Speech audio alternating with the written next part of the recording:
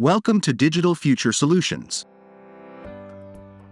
Today we have Sony a7R full-frame mirrorless camera. This is the a7R, Sony's latest full-frame camera.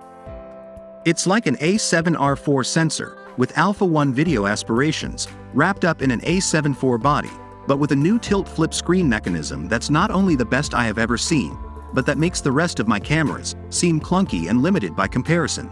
Let's get undone. It's like the Panasonic S1H screen in that it combines a tilt layer with a fully articulating one.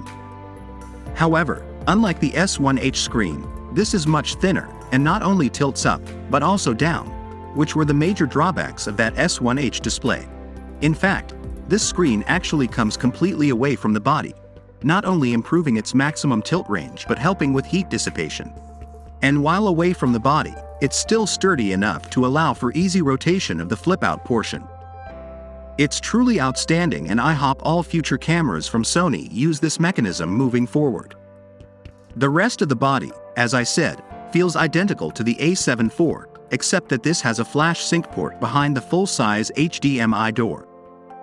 But just like the a7 IV, this camera has all the new stuff too, so the photo video S&Q lever. The a7R basically has everything that Sony has put in their different cameras in the last couple years, but all at once, which is nice. It's still a 61 megapixel sensor just like the previous a7R IV, but with a new autofocus system and improved IBIS.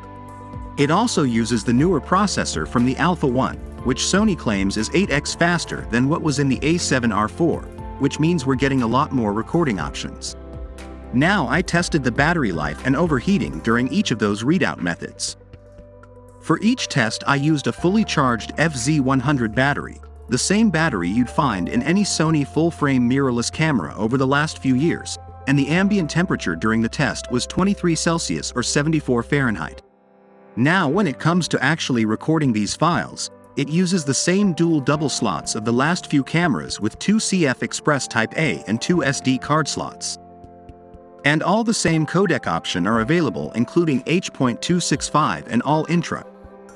No big losers anywhere regarding the modes on this camera. Everything makes sense and is reflective of earlier tests.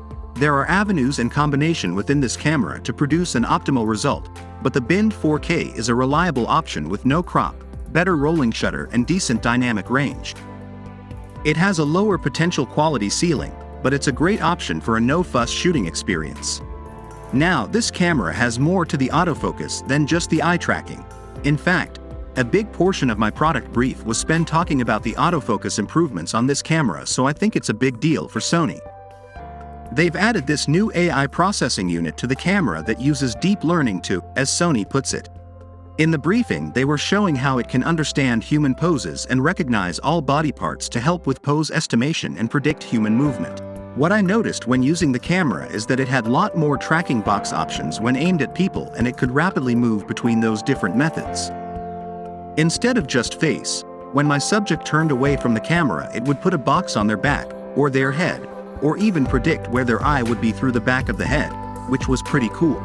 Now I've focused primarily on the video capabilities of this camera. This is also a photography monster, and I'm sure there's going to be some great reviews from a photo perspective coming out. But if I can summarize my photography experience with this camera in a sentence or two, I would say that so far it's probably shaping up to be my favorite photo camera of all time. So this is normally where I would make my value conclusions and wrap up the video, but I think this one a bit tricky. This is easily one of Sony's best cameras they've ever made. This new camera is a worthy upgrade over its predecessor, the a7R IV, with much better video functionality, better ports, better menu and interface, better autofocus, and so on. Okay, I'm done. Thanks for watching my video. See you on the next video.